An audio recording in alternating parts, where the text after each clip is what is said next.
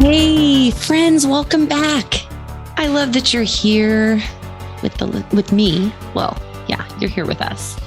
But I honestly, I know I always say this, but I always feel like you're sitting here with me in my Listen for Real podcast. It's kind of a, what would you call this? Well, it's a recording studio, but it's tiny. But I always picture that we're sitting here together. So welcome back. I'm Jennifer Brown. I'm really happy you're here. And this next episode is about self-love. Okay, so before you think we're running through pastures and fields of daisies and dropping acid and going to Woodstock, because this is what I would have said. I fully would have said that. Why do I cover this? And why do I cover this with my friend Kim Stevens, who you've heard from before if you've listened to previous episodes? She's amazing. She's my friend. She's a therapist. She's just a guide. She is this soul that is just pure goodness. And I learned from her. And one of the topics we wanted to cover before was this idea of self-love and how do you practice it and how do you get to it? Because if you know me, I am like self-flagellation girl, meaning like beat yourself up, torture yourself, beat yourself into submission. Self-love is indulgent and woo-woo and hippy-dippy, don't need it. Yeah, what a crutch. Lame. Like, come on, lame. Who can relate? Exactly. So we're going to talk about that. So stay with us. And I hope you find something here that you love. Maybe it's even yourself. Okay, we'll be right back.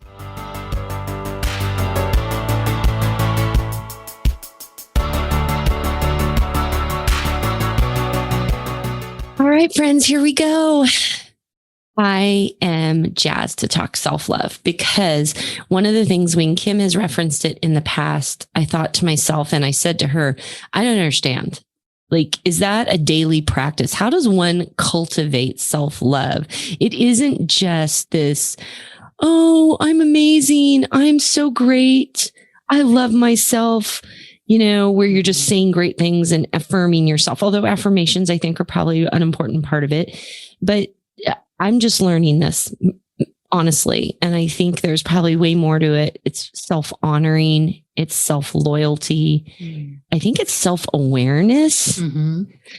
So Kim Stevens is back in the podcast studio. Hello. Hey, Kim. Hello. Say hi.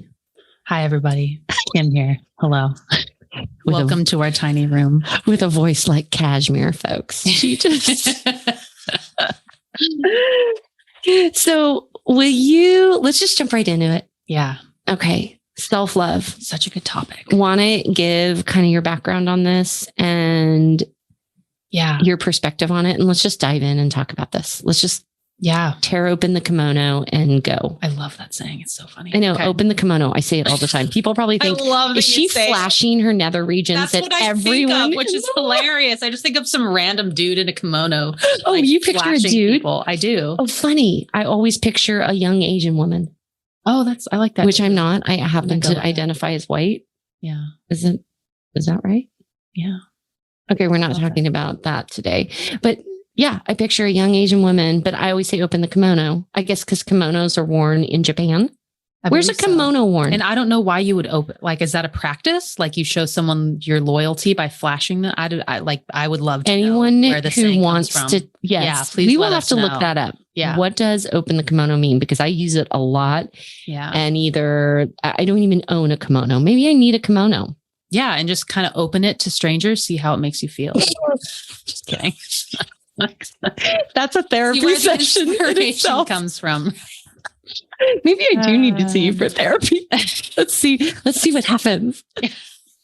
Or they'll need therapy after I open my kimono at them. Okay. Yeah. Anyway, we digress. Okay. Self-love. Self-love. Shall we talk about it? We shall. Okay, go. I feel like it's so important to talk about the opposite of self-love if we're going to talk about self-love. Yeah. Because everything you said, very relatable for me. Like, I think my friends and people that like I've known for a long time and have seen me struggle through stuff, they know that I'm not always about self-love. But the reason I got so passionate about trying to discover what is self-compassion, how can I actually maybe sometimes a tiny bit be kind to myself? The reason I started on this journey was because I was like the bomb at like the opposite of all of that. Like, I was the master of self-loathing, self-hate, masochism. I was anorexic for a lot of my teenage years, which is just totally internalized rage, self-hate manifested in physical form. I was totally miserable. Like, it's kind of like, I kind of joke about it now, but because it's like kind of cosmically hilarious to me how miserable I was, even though it's really not funny. But I just think about how tortured I was by my own self for teenage years and into my 20s. And, sometimes still today, of course, like that inner critic in that self-judgment. It's completely torturous. And I'm sure that, a lot of us listening can relate to that self-criticism and that inner critic, that inner judge just torturing us. And what makes it so torturous too is that it really believes it's justified. We believe it's justified. We really believe it when it says we're just such a piece of shit. Like, how could you go after your dream? You lame piece of shit, or whatever it's saying to you. Imposter, all of that. Imposter. Yeah. You're not good enough. You're not ready, blah, blah, blah, blah, blah. So, the reason I came across, I think, trying to figure out how to do self-love was because I was so incredibly just light years away from ever being able to touch it as a teenager. And I remember when I entered some therapy for eating disorders when I was maybe 16 or 17. And I remember one of my therapists mentioning to me something about self-compassion, or like she asked me, like, is it possible for you to be compassionate about yourself about this, or compassionate towards yourself, or kind, or she used some word. And I remember literally scoffing at her. And at the time, like, I was not ready to start the self-kindness journey, because really self-love, I feel like love is one of those words like God. It means something completely different to everybody. Not always completely different, but it's a highly personal word. To me, God is extremely personal. I don't just use that in front of people all the time. I don't know, because there's so many interpretations. And for me, God means one thing. And somebody else that uses that word, it means literally the opposite of what I feel it means. And I feel like love can be similar.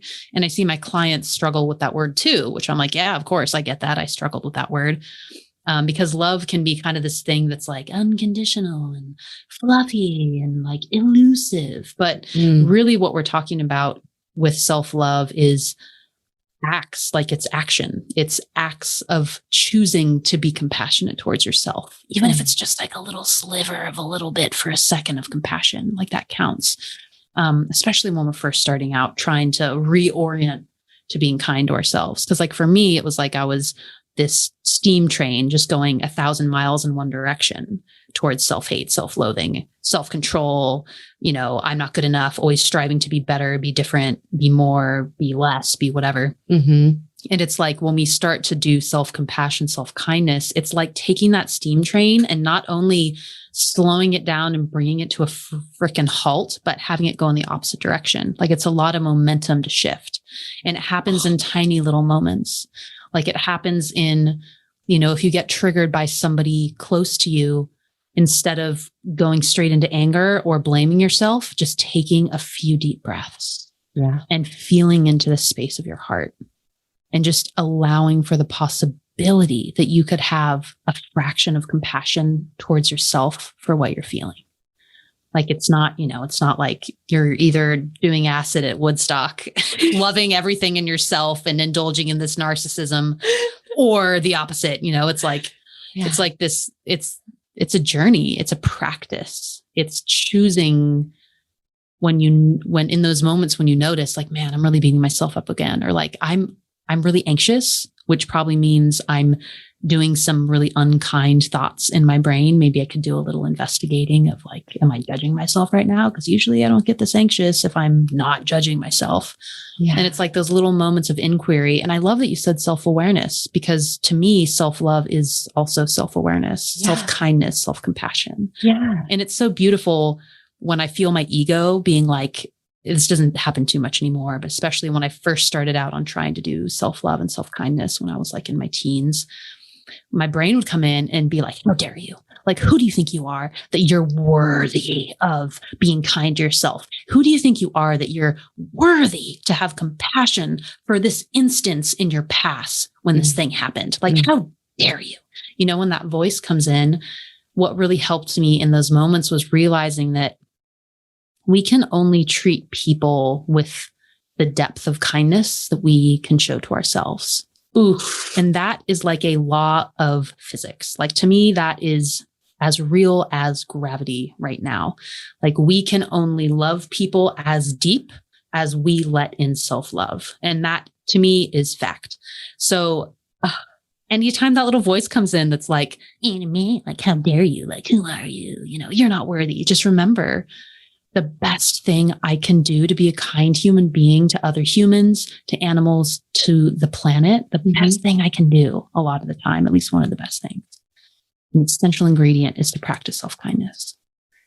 Because you can't give love that you don't let in on a deep level. Like, it's just not how it works. And you can be nice to a degree. You can be loving to a degree, but that rage is going to come out. You're going to accidentally hurt people. You're going to let things come out of your mouth that are really mean because you say those same things to yourself.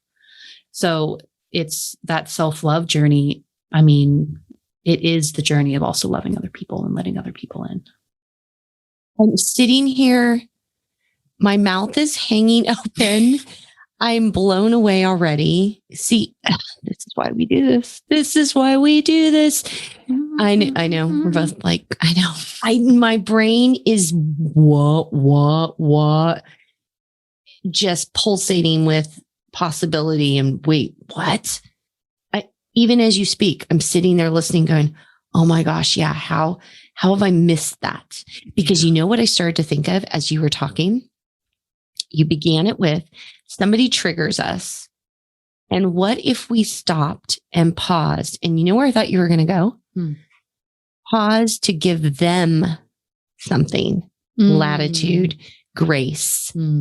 Instead, it started with, can you pause long enough to give yourself maybe the dignity of your own reaction, sitting with the feeling of feeling triggered, and then giving yourself some self-compassion? You went into actually what you give to yourself.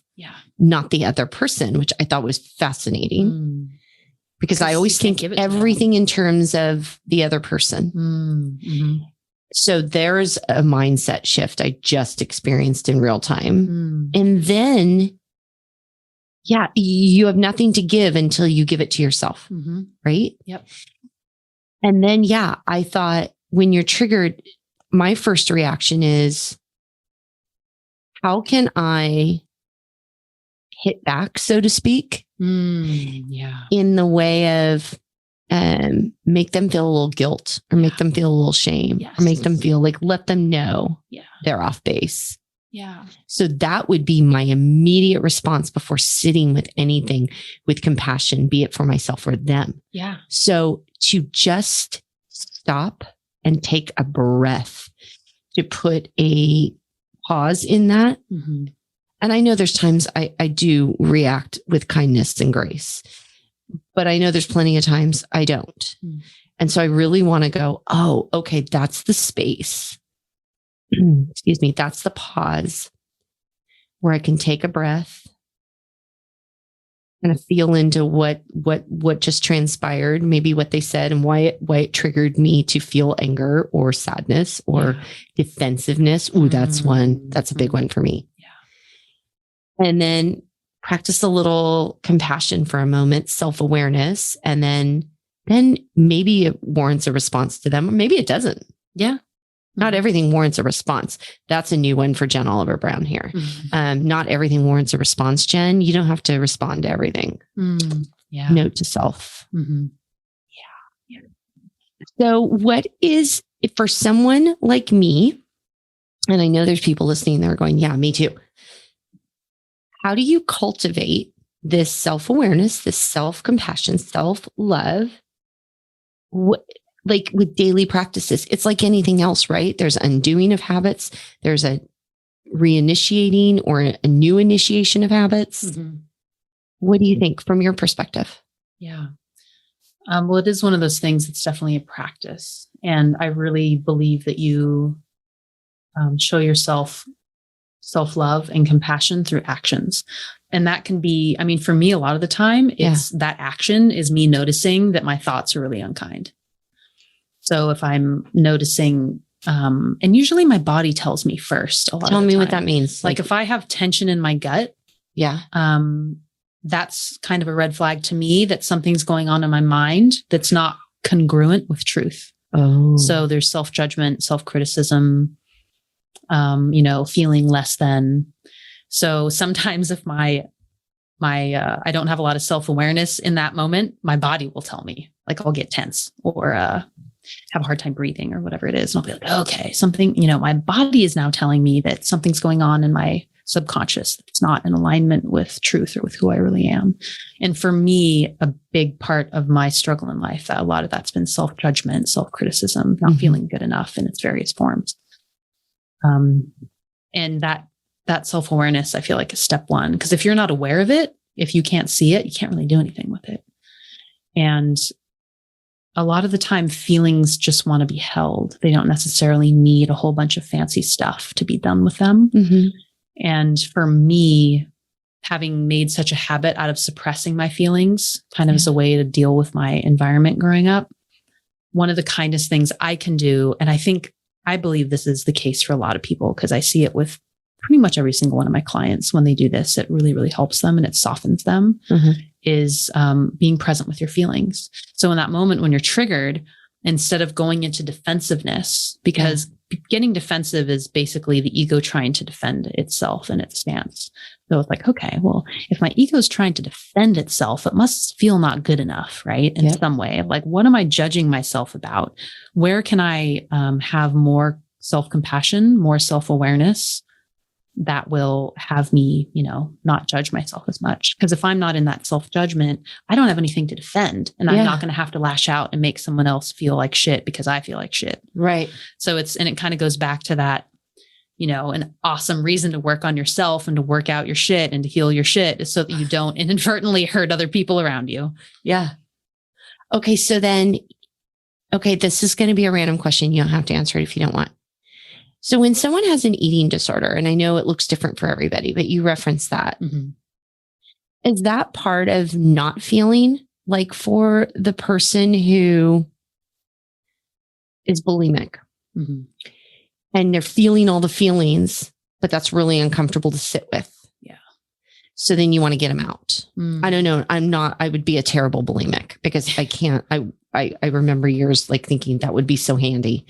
But I'm one of those, I'm an emotional eater. So I would eat to like stuff a feeling. Exactly. Because I don't want to feel it or I want to distract from a feeling and not sit with it. So if I eat and shove something in my mouth, that's my way of dealing with it. Yep. So that's why I'm coming back to that. So is that part, so to have compassion and love and care for myself, it really is just sitting with something uncomfortable. Like, I picture myself as three people, right? Body, soul, mind.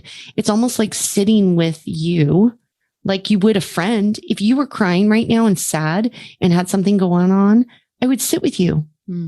Yeah. I wouldn't try to rationalize it away and tell you shouldn't be feeling that way. I'd sit with you and maybe help hold it with you and allow you to feel it and just feel supported, right? Well, why do we not do that for ourselves? Yeah.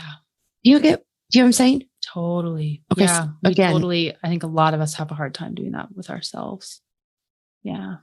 Because we can be pretty trained into self-judgment and self-criticism, and that can feel safe because to the ego, I mean, that felt safe to me. Sometimes it still does. Sometimes I definitely get, stuck in that habit of trying to control outside circumstances and make it be the way I think it should so I can feel okay. But I mean, that's just kind of fear talking. Like that desire to control or manage, like that's, kind of that that fear trying to feel okay. So is that where, oh, go ahead. I was just going to say, if we can be with that fear and just hold it, not do a whole bunch of shit with it, not try to make it go away, not try to fix it or make it feel better, manage it or meditate it away, Oh my gosh. but just hold it and let it exist. Oh my gosh. I don't know how to do that. I don't think. We're not taught how to do What this. in We're the taught how to actual do heck? the opposite. Yeah. I know. And this is what I wish we would teach kids in school. Because Sit with again, it. if we could just allow ourselves to freaking exist the way that we're existing, that would eliminate, I feel like 90% of our mental issues, our sabotaging, our physical health problems. I mean, that the resistance, the constant resistance of not being okay with what we're feeling, feeling like we need to be different. Like that's just resistance. And that just creates tension, physical and mental in the body. And it's kind of not really loving, like resisting who you are in this moment. Yeah. It's kind of also judging who you are in this moment and deeming it not good enough in some way. And that's pretty much the opposite of acceptance and kindness and love, and just doesn't feel good. Like it just doesn't really work for life and goals and achievement and relationships to be in this constant mode of judgment and self-criticism, like not effective. It's not. And you know what just hit me is we have a choice in every moment to sit with something, an emotion, a feeling, which I know those are two different things from a therapeutic standpoint, but let's just play with them being together right now. Yeah. And you had referenced earlier that it's 90 seconds to sit and feel an emotion, right? And then usually it works its way through your body and you're done with it in about 90 seconds. So what this tells me is sit with something, you're investing 90 seconds now to avoid a lifetime of neuroses. Yes. Oh my God. Can we get that on a bumper sticker? Right? That's efficiency. I'm all about efficiency. And to me, that is so much more efficient. That's so true. Yeah. And so back to like eating disorders, are they considered a neuroses? Again, I don't speak therapeutic talk. Is that a neuroses? What's a neuroses? I actually don't know what that definitely. I should probably know. I'm a therapist, but an eating disorder, I love to call them what I feel like is very accurate, which is a process addiction. Ooh. Because when I was anorexic, and there's even a girl in my school, I think at the time, that ended up dying of anorexia. And she was like a wealthy girl in the United States who had access to all kinds of help and resources and the whatever those are called, where you go to a place and they hook you up on tubes and try to help you, not die of anorexia. Right. But she had an addiction. Yeah. And it doesn't matter how many resources she had, like the emotional trauma that was leading to that addiction never got healed. So she ended up dying of the addiction. Oh my God. And anorexia, eating disorders, it's a process addiction, like sex addiction, like also a process addiction. Give me what you mean by process addiction. Like break that down. So it's a process. So for example, me being anorexic, it's like, well, what are you addicted to? You're obviously not addicted to food, but I was addicted to the process of starving myself and everything that came around that. Like it was kind of a form of masochism, essentially. And I remember these times because I was very obviously getting a lot thinner, and it started to freak out my friends and somebody I was dating at the time. And I remember when they would try to get me to eat like a granola bar, or they'd try to, like when we went out to dinner, like they would eat like kids do. They would go to a pizza place and get pizza. And I would come with my little protein shake and my low carb energy bar, and I would like eat it in the corner. And I remember feeling so embarrassed about it, but it didn't, like I was so committed to my addiction and my needing to feel like I was in control of my body, or in control of something. For me, it was all about control. Very common with eating disorders. I remember like them being like, dude, I will literally give you $100 if you take a bite of pizza. Just take a bite, Kim. Like, just take a bite of the pizza. It tastes so good. Like, it's not going to make you fat if you take a bite. And in my little brain, I literally thought it would be the end of the world if I had a bite of pizza. It wasn't worth it to me. Yeah. And to me, that's pretty much an addict. Like, that's very unreasonable, very unreasonable. But that's what happens when we cling so hard out of fear to try to feel okay. Like we just, and it's like, we just try to figure out how to be human, especially when we're teenagers. It's pretty difficult to juggle everything that's going on in our lives. And our little brains are developing, trying to figure out how to be ourselves and fit in, but be ourselves and fit in with the group and differentiate from the family, but fit in with the family. There's all these things that can be really complicated. And of course, trying to fit ourselves into all the boxes that society says we need to be in. Like it's a lot for a little being to handle. Yeah. So, but yeah, I mean, if I could have had this skill of, feeling my feelings, like how to feel my feelings at this age, it could have really saved me like a lifetime of more neuroses and suffering and depression and anxiety and that kind of stuff. It could have, it would have eased it a lot. I'm sure it might not have cured it, but it would have helped a lot. Yeah. Okay. So that leads me, we're going to take a quick break, but this is what we're going to come back to. Control and how self-love, the opposite of that would be surrender. And instead of that need to control is perhaps one of the most loving things we can do. Yeah. Because control comes out of fear. Right. And fear is basically the ego. Like if you look at like the fear kind of controlling the ego and love being, the rest of who you are. That damn ego. It's kind of like, it's like resistance versus acceptance. Yeah. Fear versus love. It's like these kind of dualities. And, being human is all about trying to navigate and integrate and love all of that and allow all of this and, kind of not resist any of it and be our best selves within all of this. Cause it's complicated. It's very complicated and a lot to be human. Like it is not for the faint of heart. No, it's a lot to navigate. It is. Okay. We'll be right back.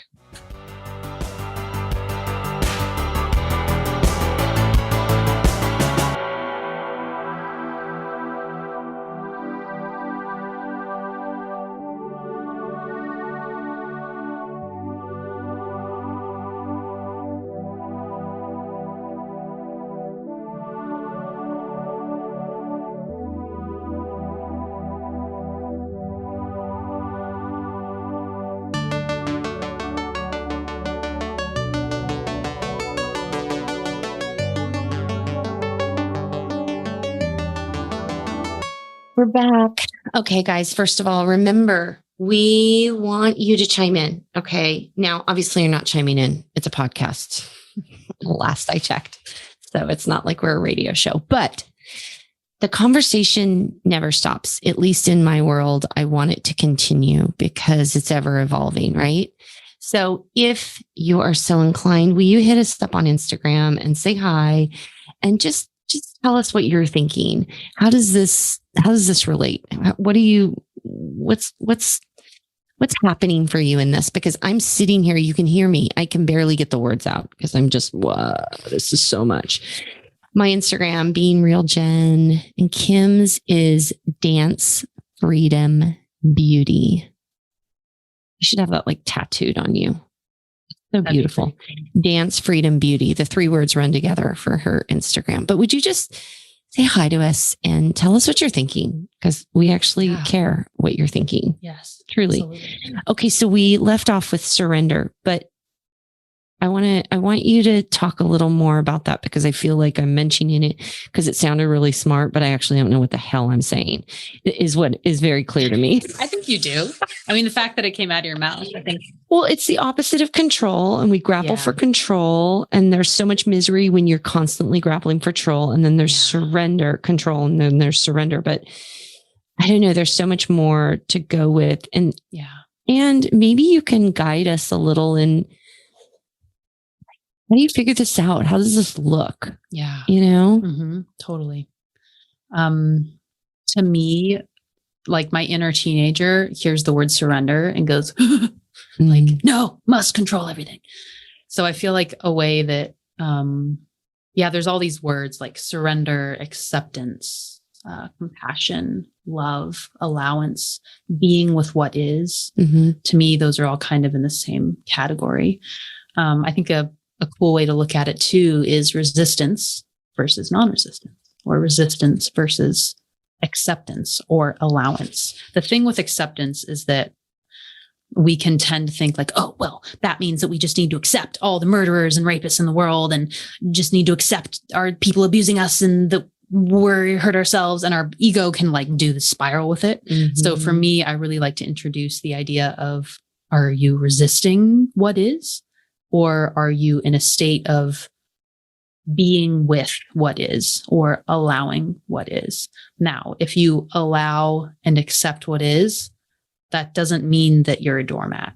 Very, very important, especially for those of us who have been like a real victim in some way in our lives. Like non-resistance isn't about being a doormat or not standing up for yourself. Quite the opposite. Because when we can really be with what is, like what is happening in this exact moment, how am I feeling in my body in this exact moment? What is, what thoughts are occurring in my brain in this exact moment? Like what is literally that. It's what is happening right now. Yeah. And if we can just create a little more space for allowing that, it's really going to just reduce a huge amount of tension in our bodies and in our minds.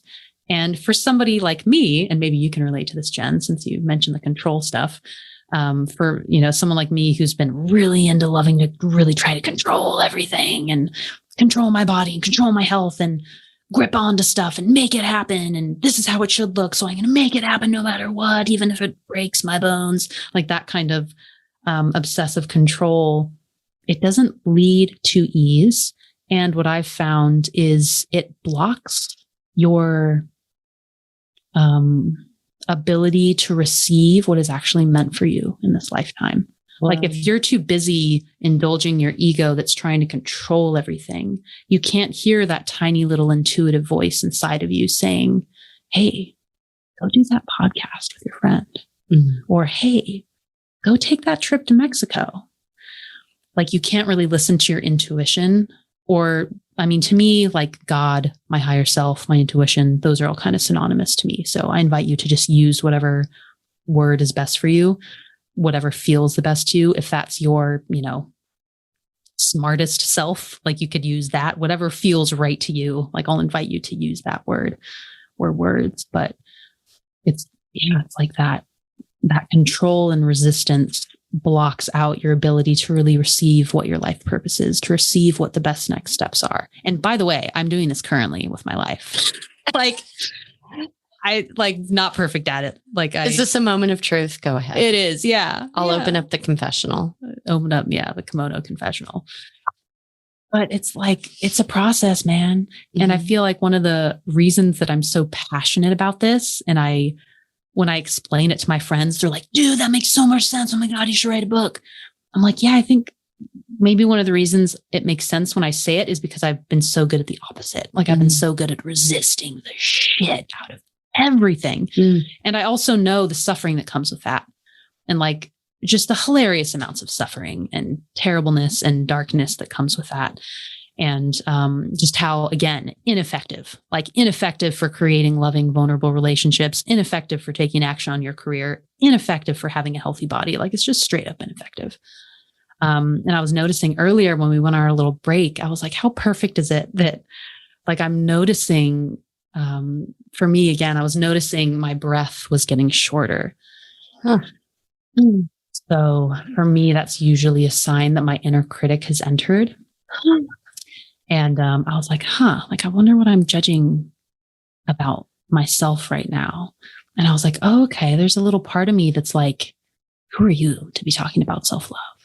Like, who do you think you are to be talking about this topic that's so big and beautiful and important? And that like little imposter voice comes in. And the first thing, again, is you got to be aware of it. Like there's a certain amount of courage and openness that comes with being willing to become more self-aware of what's going on inside of you. Yeah. And that can be scary in and of itself. Because when you kind of expose the ego, like shed light on the ego, it's almost like shedding light on a shadow, like it starts to disappear. Yeah. And nothing is really more scary to the ego than death or disappearing. So it's like, it takes a lot of courage to really see where you're judging yourself. And again, it's not like What I used to do in the past would be, okay, I need to go read like 4 more books about how to not judge myself. And I need to like do a worksheet about it and like master this shit. Like, yeah, I'm going to have it done by the end of the month. And that's just like ego fighting ego with ego. But what's much more difficult, in my opinion, and much more effective and kind is to like sit back, like literally physically sit back. Maybe I shouldn't because my microphone, but I'll sit up straighter, like take a deep breath. I'm literally doing it as you say this. Yeah. And I'll invite everyone listening to do this because it's a powerful practice. Like just pause where you are and bring your attention into the present moment. And a great way to do that can be to bring your attention into your body because your body is always happening right now. Your mind can go into past, present, future, worry, fear, but your body and your bodily sensations are always happening right now. So even just doing that, I noticed my breath soften a little bit. And I was noticing earlier on a break, I was like, oh my gosh, I'm judging myself for feeling like an imposter. Wow. And I was imagining, like, what do you do with that? Like, so now what? What do you do when you notice that you're judging yourself and you feel the discomfort and it's here and it's now? And sometimes it can melt just noticing it. Yeah. And other times, like some deeper healing work can be really helpful and necessary. If like some things really happened in our past that need some healing, some events. Mm-hmm. But I'll invite our listeners to feel into your body and just notice what's there right now and become curious, like the attitude of curiosity. Mm-hmm. Like, what's happening inside of my body right now? What am I noticing? What sensations are there? What's happening in my mind? And is there anywhere where I could have a little bit more compassion or understanding for what's occurring within me right now? Is there any way I can practice just a little bit more kindness, a little bit more allowance, not trying to change or fix, but almost like an opening or a blossoming or a softening or a kindness? An allowance.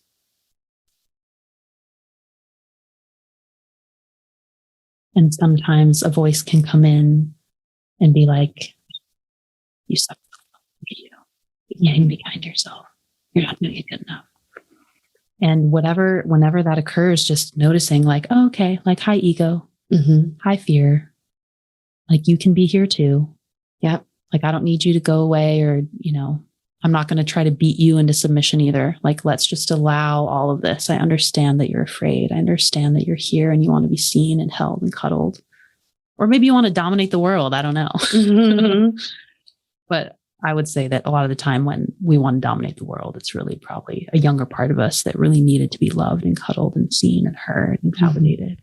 Mm-hmm. And if we can just be with that part. And you know me, I love to put one hand on my solar plexus, Mm-hmm. like your power center, Mm-hmm. and one hand on my heart. Mm-hmm. And just take a couple deep breaths. And I'll invite our listeners to just kind of inquire if you've noticed, like, what have you noticed in just a couple moments of being with your body, being with yourself? What's come up? I'll answer for me, Mm-hmm. but hopefully everybody's thinking about this. Is my mind wanted to jump in and explain, see, this is something I don't do.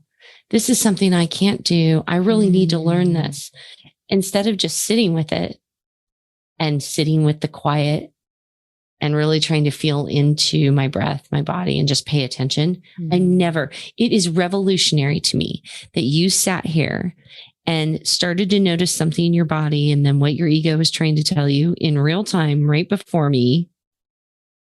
And then, which you did too, though, is you also voiced it on our break. You said to me, I think I was doubting the voice was coming up about self-love, even as I was talking. Mm-hmm. I think I need to own that. And so you also gave it voice, which I think is really important. Yeah. there's many, and then sometimes it's doing a different action or doing the opposite, or it's just acknowledging it, but it's also giving it voice sometimes. Mm-hmm. And so I had to resist just now when we were kind of going through that, as you were guiding that, I wanted to jump in with my mind. Yeah. Immediately. That's so awesome. You noticed that. Like, that's the practice. I almost spoke up 4 times. And it's like, shut up, Ben. Shut up. And you can notice that too. Like there's always something you can notice. Like as long as you're a human being with a beating heartbeat, there's always something you can notice. Mm-hmm. And you can notice that voice that wants to jump in. Yeah. And then you can notice, zoom out even more and notice how you feel about that voice. Yeah. And then zoom out even more and notice if you're judging the voice that's judging the other voice. I mean, it's like that self-awareness. It's kind of like a journey that continues to expand. Yeah. And the more you embark on it, the more freedom you get, because now you're noticing what you're about to do and you can decide to do it or not. Oh my God. It is so cool. And I want to, it's reminded me what you just said of something. I believe Brene Brown talked about it, that, because she talks a lot about shame. Yeah. And I love Brene Brown. And oh my she gosh. talks about like, if you want to grow shame in a petri dish, oh man, I'm going to misquote her, but it's something to the effect of, shame can only survive like in silence and in a vacuum and hidden. As soon as you shed light on it, it kind of like spontaneously combusts a lot of the time. Whoa. So like when we have all that shame and that fear and we're not naming it, it gives it more power. I just watched Harry Potter last night. So it reminds me of when Hermione was like, when you don't say Voldemort's name, it just gives more power to the entity that is Voldemort. And I was like, Hermione, like that's slow clap. Slow clap, Hermione. Like philosophical, spiritual Hermione. Like that's so true. Yeah. Because who can't relate to having shame? Like who can't relate to judging or criticizing themselves at some point in their life? Right? Like if you're a human, you have an ego, and the ego categorizes and judges and labels. And this is just how we function as beings, and kind of shedding that light on it, I feel like can help take the power out of it sometimes. Yeah. Like it's not a huge deal all the time. It's like, I have a brain. It likes to label and judge and categorize. Yeah. And quit. This is what we do. At least I do. Okay. So I'll speak about me. Mm-hmm. I beat myself up for that. Instead of just going, oh, brain, there you're doing your brainy thing. You brain, you. Exactly. You silly brain. You're so precious. Yeah. Or, oh, body, that's what you're doing. Oh, there you are, sweetheart. Talking to your soul. I have a friend, Rena, and she does this. She talks to herself like, oh, honey, are you doing okay? Mm. And she's literally talking to that little girl in her soul. Yeah. And she shows her kindness. Mm. And she goes, are you feeling something? And, you might go, wait, maniac, IO9. Why are you talking to yourself like that? But really, if you think about it, I thought about it this week because I've been trying to be more aware of these 3 people that make me up, right? My body, my soul, my mind. And my mind and soul took me for a massage on Monday. Mm-hmm. And I said, I'm doing this for you, for my body. Like, that was revolutionary for me. It was amazing. I love a good massage. And I swear it's better for my mind and my soul too, but my body loves it. Yeah. Like dig into that muscle and pull that fascia back and just pummel me. Mm-hmm. Right. And I loved it. But I remember thinking, I'm doing this for her. That body that's been taking care of me for 50 years, that has walked me in and out of every situation I've ever been, that clawed its way across the coral in Maui and saved me from drowning. All the things that my body has done and carried me through and has been amazing. And I have just shown her such disdain and hatred so often, because she's not the way she should be, right? Especially being women. Right? Yeah. I know. It's insanity. So little bits by little bits, it's like, okay, no, and normally what I would have done too. So this is kind of more for my soul is, okay, if you work really hard this week, you can have a massage at the end of the week. I said, MFers, I'm going on Monday. I'm taking this body on the massage Monday to start off my week. I am worthy now. I'm worthy now. I had a crazy last couple weeks. I'm taking Monday off and I'm getting a massage before I go into my next week. I will be better, right? Better equipped and feel better. That was good for my soul, my mind, and my body. Not, if you're a good girl, you get one at the end of the week. Screw that noise. Yeah. I was worthy of it Monday. And you know what? Guess what? Guess what's happening, Kim Stevens? I'm going back next Monday. Yes. And I'm having another one. And you probably, ironically, had a great productive week because of it. I've killed it this week. I've crushed it. Yep. Oh, that's so cool. And still had margin and room. I know. So what I'm saying is this can be learned. Yes. And practiced. And practiced. It's a practice. Yes, it is. And it's a paying attention. Yes. And you what? I interrupted you. No, I was just going to say, I love that you gave the example of a massage because I feel like you did this thing that I love to teach my clients, which is like if you don't know how to do self-love, which by the way, most people don't, like we weren't taught it. Or they think self-love is like self-pleasure. Yes. Like it's like, oh, I'm fabulous. Or it's like something weird, like narcissistic. Yeah. Like one way I love to look at self-love is little acts of positive attention towards yourself. Yeah. And let me tell you why that's a good idea. And it's not self-indulgent. I promise. It's not narcissistic. It's the opposite. So for example, you gave yourself a massage. That's literally giving your body positive attention. It felt good. It was time spent giving yourself positive attention just for you. Yeah. And when you do that, most of the time it gives us more energy. It fills us up. It has us actually be more productive. But here's the other way I like to look at it when my brain is like, you don't deserve, like, you should be one of those people that functions on 2 hours of sleep and go, go, go. Like, what's wrong with you? You know, my lovely brain likes to come in and give its input sometimes when it's feeling particularly judgy. I remind myself that, I'm blanking, of course. That's okay. So take a deep giving breath. yourself, deep breath. Probably because I feel like it's really important. This is what we do, folks. When you don't know what you're going to say next, this is what I teach my clients all the time. Take a deep, huge breath and your body will tell you. Yes. So imagine a little kid, like a 5-year-old, and he's gone all day and he's gotten, or maybe even a week, I don't know. He's gone a long time and he's gotten no attention from his caregivers and he's starting to freak out because we need attention. Mm-hmm. From our little kids.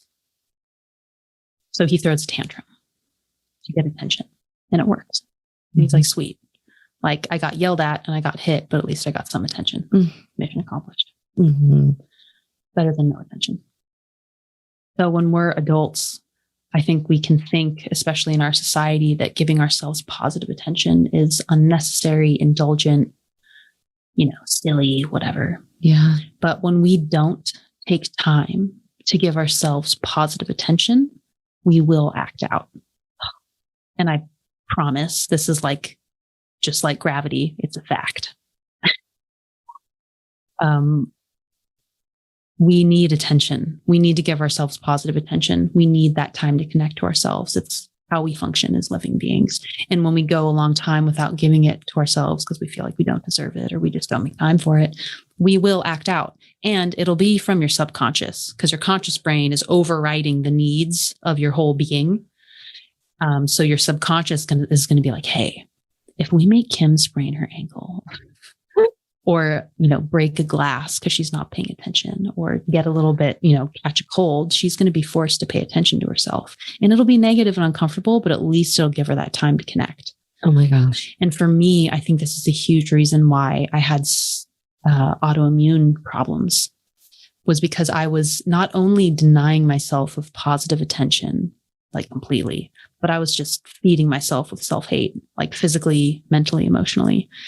And I really feel like my subconscious, one of the most loving things it ever did was it kept me tired and fatigued so that I would at least get a lot of sleep and have that time to connect with myself. So I just want to invite you to reimagine that when you give yourself time to do those little acts of positive self-attention, and that's whatever feels good to you. If it's like ripping your clothes off and dancing in your living room for 20 minutes, do it. If it's going on a hike or if it's just sleeping for 5 hours in the middle of the day, whatever feels delicious to you, painting, art, music, whatever, giving yourself that time is going to have you not subconsciously lash out for attention in other ways. Wow. Because your subconscious will figure out a way for you to get attention because you need it to survive. It doesn't make you weak. Like we all need attention, whether it's us giving it to ourselves or connecting with other people. So, and I'll invite you to kind of look at that, be like, okay, like what are there any ways that I kind of might sabotage myself a little bit, or have little, moments or tantrums, or, kind of act out whatever that looks like for me in a way that's really allowing myself to get that attention that I actually really need. So that's a huge gift you give yourself when you just schedule time to do something really delicious that you actually want. Then you don't, need to catch the cold or make some big dramatic scene to get attention from somebody else. It's a way to really feed yourself and nourish yourself in a way that's really adult and loving and responsible, and kind of nourishing your inner child so that she doesn't have to act out to get attention. Yeah. I love that. And you deserve it. We all deserve it. Not only that, we need it. Like babies will die if they don't get attention. Like, no, it's true. Adults are. That's fact. That's like gravity biology. Like they've done studies. Yeah. Yeah. And adults, we really need why self-care. Do we think we're any different? Yeah. We think we should be different and better and superior to love and affection and self-kindness when we're older. But I don't know. You always take this really cool, scary voice. Yeah, right. My inner, I don't know. That's good. It's actually really good. It helps me when you shift voice. It kind of helps me see it in that insidious way. It's kind of its vibe. Yeah. It's like, you don't deserve stuff. Yeah. Yeah. This is so good. Thank you, friend. This has been awesome. Yeah. We got to just keep doing this. Yeah. Okay. Yeah. Oh, and friends. Keeping kind to ourselves. Yeah. Because it'll heal the planet. It really will. It really will. No, do you know, I was saying, I was talking about the power of story and how stories can change humanity. I really should record that for one of my podcasts. Yeah. You all need to hear this, but I really believe it's actually super important. And it talks about that we all have this desire to be seen, heard, known, valued, right? Yes. And that comes through telling our stories. I said that before here. And the fallout that happens when that doesn't happen. Mm-hmm. And when people don't feel seen, heard, valued, when they instead feel silenced, ignored, marginalized, that can get really ugly. Yeah. So it really does save the planet on so many levels. It saves humanity. Yeah. This all contributes to that. And so, and it's just a better way to live. I mean, don't we all just want to live a fulfilling, good existence and feel happy and joyful? Not happy, to feel joy, to feel a contentedness and a level of peace with ourselves. Yeah. And therefore, when you feel more at peace with yourself, then you are naturally at peace with other people. Yep. You're not going to be that accidental asshole. Right. Or whatever. It's not going to come out sideways because you're not going to yell something at someone that you don't internally yell at yourself typically. Yeah. Like if we all went back, I think about when I've been not even an accidental asshole, a completely intentional asshole. Mm-hmm. I've totally been that. Yeah. And so as I picture it, if I really took a moment to go, why did I say that or do that? It totally comes back to something else. Yeah. Yeah. Because typically, and I honestly, my opinion is that this is 100% of the case. But when we what we judge and resist in another person is a mirror of what we've disowned in ourselves. Yeah. And that can be a brutal mirror to look at. Like there's been a couple times in my life where I've been like, no, this other person is truly mean and I would never be like them. Mm-hmm. But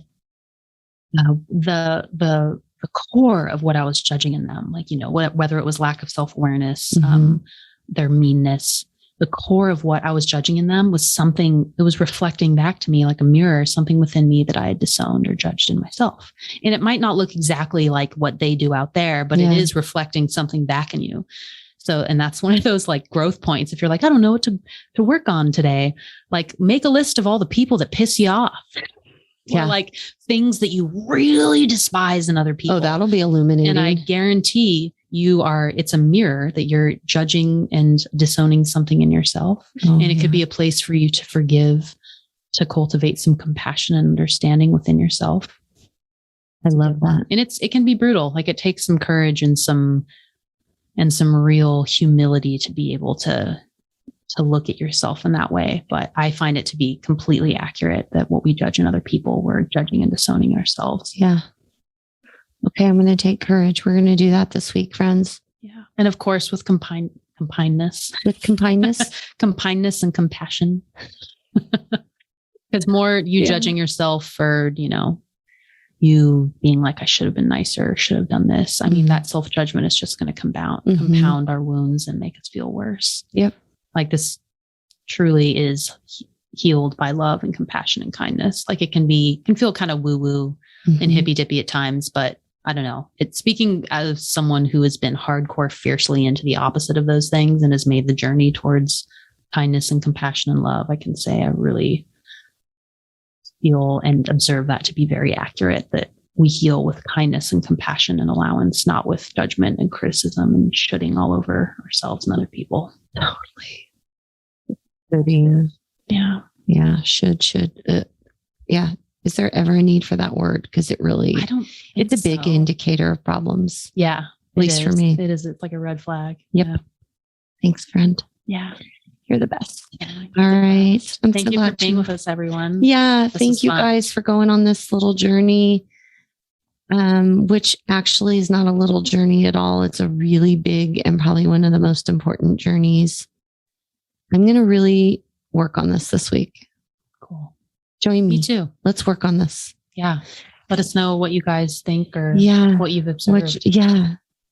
I'm going to be holding up the mirror, and that's going to be interesting and illuminating for sure. Mm-hmm. Hey, everyone. See you next time. Thanks for being here. Thanks for just always showing up and going, I want to listen in. I want to know something different. I don't want to stay in my own echo chamber. Thanks for being that person. Thanks for being a part of my family. That's how I see you. You're awesome. All right. Love you guys. See you soon. Bye.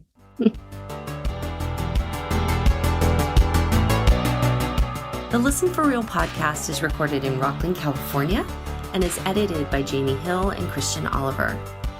Our theme music is Zero by the amazing Shannon Curtis. Don't forget to subscribe, and we'll see you next episode.